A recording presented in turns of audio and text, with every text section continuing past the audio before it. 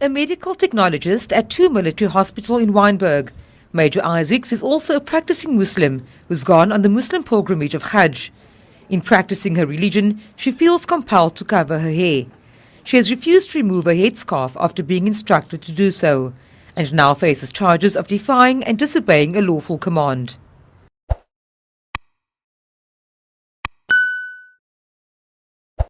Assalamualaikum warahmatullahi wabarakatuh. Pemirsa yang berbahagia, saat ini Afrika Selatan membuka diri untuk Islam. Kita tahu bahwa Afrika Selatan, negara di paling selatan dari benua Afrika, banyak yang kita sudah kenal adalah negara yang punya sejarah kelam tentang penindasan umat manusia dan apartheid, ya. Negara yang sangat rasis begitu, ketika minoritas kulit putih itu memerintah mayoritas kulit hitam atau suku asli dari Afrika itu sendiri, ya. Dan dia juga punya pengalaman sejarah sebagai wilayah yang dijajah oleh Inggris atau Belanda, yang menjadikan secara jelas bahwa agama yang ada di Afrika nyaris sepenuhnya adalah Kristen, ya. Kalau kita lihat dari sensus penduduk, tetapi ini sensus yang sudah cukup lama, menurut sensus tahun 2001, jadi sangat lama, mungkin sudah agak berubah. Kebanyakan penduduk dari Afrika Selatan ini adalah Protestan, itu mencapai 73,2%. Sudah barang tentu itu adalah dari semua dan berbagai denominasi yang ada di Protestan. Kita tahu bahwa Protestan sendiri itu pecah menjadi beberapa denominasi atau beberapa mazhab, yang satu dengan yang lain itu nyaris, ya, kayaknya tidak tegur sapa itu, ya, walaupun mungkin menganggap Yesus itu Tuhannya, atau ada yang mengatakan Yesus adalah satu-satunya Tuhan, merupakan ini dan itu, tetapi jelas bahwa Afrika Selatan, Protestan itu dominan di sana, sementara Katolik hanya sekitar 7,4%. Lalu Islam itu berapa? Cuma 1,7% dari total penduduk sebanyak sekitar 57 juta jiwa, ya, di mana suku-suku asli Afrika itu menjadi dominan di sana. Lalu dengan situasi seperti itu, apa yang diperlakukan dan bagaimana sampai akhirnya Afrika Selatan yang Kristen ini itu membuka diri pada tuntutan dari kaum muslimin itu sendiri, ya. Ini tidak lepas dari satu perjuangan, ya, terutama diprakarsai oleh seorang militer perempuan, Mayor Fatimah Ishaq, yang memimpin perjuangan hukum selama 3 tahun untuk hak agamanya, untuk mengenakan jilbab di bawah baret militernya. Jadi Mayor Fatimah Ishaq ini, ya, bekerja sebagai ahli patologi forensik klinik, jadi bukan sekedar militer biasa, tetapi seorang sangat ahli di rumah sakit militer, mengatakan kepada Cape Time, ya, salah satu kota yang ada di Afrika Selatan, bahwa itu adalah kemenangan, ya, tidak hanya baginya tetapi juga semua orang yang diam-diam menjadi korban karena agama mereka.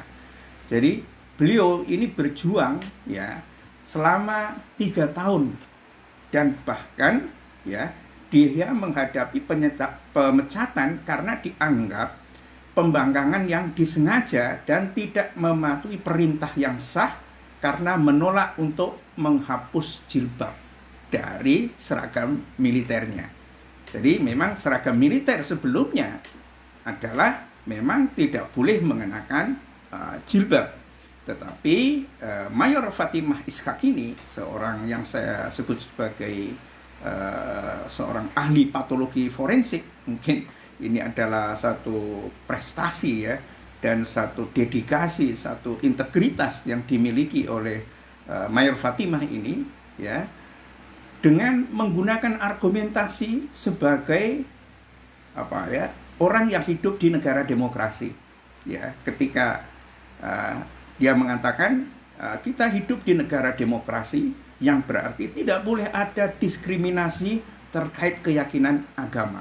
Ya, sekalipun Afrika Selatan adalah negara dengan mayoritas kekristenan, tetapi dia juga harus hormat kepada keyakinan agama lain, dalam hal ini Islam, karena itu juga menjadi hak bagi setiap orang dalam memilih agamanya itu. Dan dia melanjutkan, saya percaya bahwa agama adalah fondasi moral bagi negara Afrika Selatan itu. Ya, ini memang situasinya sudah sangat berubah ya ketika zaman rasisme dulu, sehingga terjadi pemberontakan di berbagai wilayah di Afrika Selatan, lalu muncul tokoh besar tentang Nelson Mandela itu ya, yang membawa Afrika itu betul-betul menjadi suatu negara dengan demokrasi yang luar biasa itu ya. Dan itu menjadi suatu catatan yang sangat menarik. Dan kenapa sih perjuangan terhadap jilbab itu menjadi lolos di Afrika Selatan? Itu juga sebetulnya orang-orang Kristen itu tahu kalau mereka itu mau membaca kitab mereka, ya. Apa yang disebut dengan pakaian jilbab itu kan sebetulnya juga mereka juga tahu gitu loh, ya. Bisa dilihat misalnya kenapa patung-patung atau gambar-gambar dari Bunda Maria itu tidak ada yang terbuka kepalanya itu. Hampir bisa dipastikan semua patung, semua gambar tentang Bunda Maria adalah ya orang yang digambar dengan mengenakan jilbab, bahkan jilbab yang sangat ketat. Ya, bukan sekedar tudung kepala, tetapi nyaris ya, nyaris merupakan satu ketertutupan semua. Ya, kalau memang orang Kristen itu memang anti jilbab, mestinya gambar dari Bunda Maria itu tidak usah pakai jilbab. Tetapi ternyata dari kitab suci yang ada di mereka itu sendiri, ya, nanti pemirsa bisa lihat ya, dan banyak itu sebetulnya ayat-ayat yang menunjukkan kitab suci yang ada di sana. Tetapi banyak dan bagus saya kira untuk mengutip seorang pemuka agama Yahudi ya, karena sebetulnya pakaian jilbab ini bukan hanya pakaian yang menandakan bahwa dia adalah seorang Muslim, tetapi juga orang Yahudi ya, orang Yahudi pun yang mempunyai yang menunjukkan bahwa dia adalah wanita baik-baik, dia harus mengenakan jilbab ya. Itu ditunjukkan oleh seorang rabi Yahudi, Dr.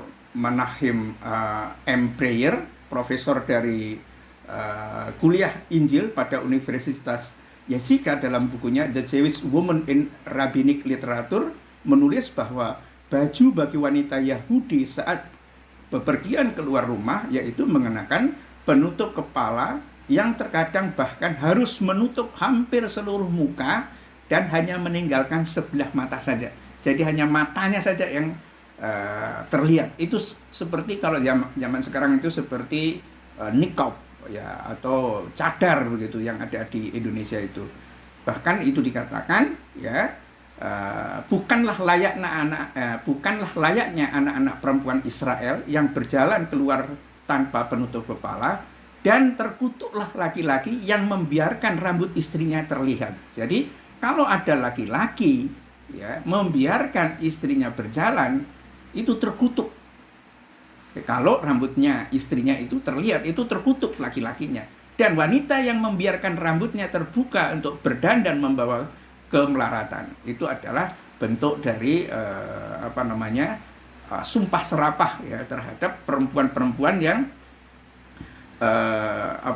yang tidak mengenakan jilbab itu. Bahkan dalam pandangan seorang orientalis gitu, S.W. Schneider, dikatakan bahwa kerudung atau jilbab juga menyimbolkan kondisi yang membedakan status dan kemewahan yang dimiliki wanita yang mengenakannya.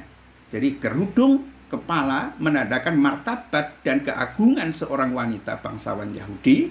Oleh karena itu di masyarakat Yahudi kuno, ya ini sebaliknya, pelacur-pelacur tidak diperbolehkan menutup kepalanya. Jadi untuk menandakan apakah dia wanita terhormat atau pelacur, ya itu ya dia pakai kerudung kepala apa enggak. Kalau pelacur justru malah tidak boleh menutup kerudung kepala. Sekalipun demikian, supaya pelacur-pelacur itu tidak menganggap bahwa dirinya itu dianggap sebagai pelacur, banyak juga yang pakai tudung kepala.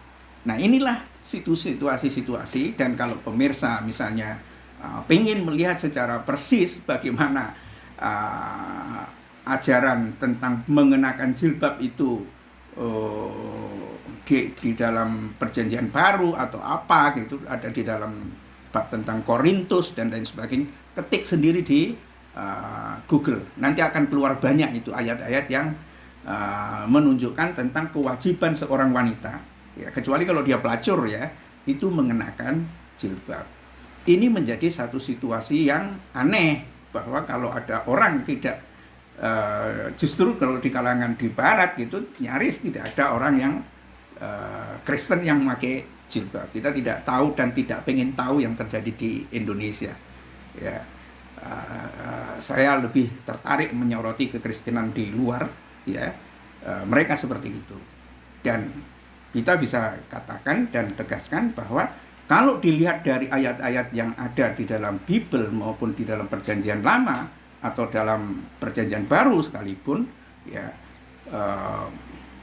Maria putri Imron ini, ibunda dari Yesus atau Nabi Isa ini, mengenakan kudung dengan rapi seperti itu menunjukkan bahwa dia adalah perempuan yang sangat terhormat. Ya, jadi apa yang dilakukan dan diperjuangkan oleh Mayor Fatimah Iskak sebenarnya adalah mengangkat nilai dan harkat dari manusia itu pada derajat yang lebih tinggi, khususnya yang ada di Afrika Selatan. Ini kita patut memberikan respek terhadap pemerintahan Afrika Selatan yang membatalkan satu peraturan, ya, yang melarang di kalangan militernya yang perempuan itu mengenakan jilbab. Dan itu memang sudah seharusnya negara itu ngerti gitu ya tentang agama-agama yang dipeluk oleh kaumnya. Kalau yang menjadi pemerintahan itu tahu tentang sumber-sumber ajaran agama itu secara memadai, itu malah sangat mudah untuk terjadi diskusi, ya, perbandingan kitab suci dan lain sebagainya, dan orang akan semakin ngerti apa yang akan menjadi kepedulian dari pemerintah itu terhadap nuansa perilaku dan attitude dari masyarakatnya itu. Dan karena itu kita ucapkan sekali lagi selamat kepada dan respect ya kepada Mayor Fatimah Iskak, ya, yang berhasil, ini saya kutip dari BBC, ya, berbahasa Inggris, yang berhasil memperjuangkan, ya, dan gigih, ya. Itu adalah satu fenomena. Jadi kalau sebuah perjuangan, ya, dia yakin bahwa apa yang diperjuangkan itu benar dan dia bisa menggunakan argumentasi yang normal, ya, untuk menunjukkan tentang kebenaran dan keunggulan dari apa yang diperjuangkan itu dengan logika yang memadai. Biasanya pemerintahan yang memiliki kecerdasan tertentu, dia akan mengakui hal yang seperti itu, ya. Dia akan mengakui yang seperti itu. Katakan tadi seperti saya bilang bahwa sebuah negara demokrasi pasti tidak akan membedakan dan tidak mendiskriminasikan rakyatnya berdasarkan pada keyakinan agama. Itu adalah platform semua negara demokrasi. Ada kebebasan di dalam mengekspresikan keyakinan keagamaannya, ya, dan itu membuat, ya, ketika ini menjadi fundamen dari satu argumentasi yang disusun oleh Mayor Fatimah Iskak, itu jelas bahwa tidak ada yang bisa mengatasi logika ini. Dan akhirnya pemerintah Afrika Selatan semakin membuka kepada Islam itu, ya. Bayangkan saja, ya, umat Islam hanya 1,7% dan Protestan serta Katolik, ya, yang begitu banyak, ya, sampai 73%. Dan mungkin memang ada juga yang tidak beragama atau beragama tradisional itu memang 14%, tetapi mereka tahu ya bahwa ajaran Islam adalah ajaran yang benar dan mereka bisa merujuk tidak hanya kepada kitab suci umat Islam Al-Qur'an, tetapi juga merujuk kepada keyakinan yang ada pada Yahudi maupun keyakinan yang ada pada Kristen yang terdapat dalam kitab suci mereka. Billahi taufik wal hidayah. Assalamualaikum warahmatullahi wabarakatuh.